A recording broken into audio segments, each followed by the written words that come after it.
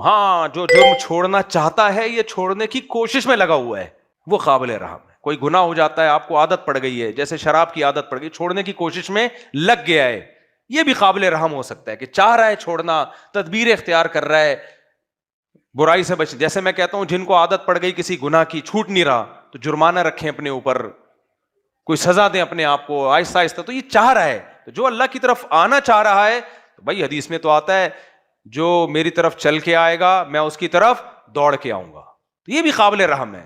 لیکن ڈھیڑ بن کے بیٹھا ہوا ہے, کوئی پلاننگ نہیں کر رہا کہ میں نے نماز کی پابندی کیسے کرنی ہے, میں نے شراب کیسے چھوڑنی ہے, میں نے زنا کیسے چھوڑنا ہے, بد نظری کیسے چھوڑنی ہے, فحش فلمیں کیسے چھوڑنی ہے, لڑکیوں سے دوستیاں, کوئی پلاننگ نہیں ہے.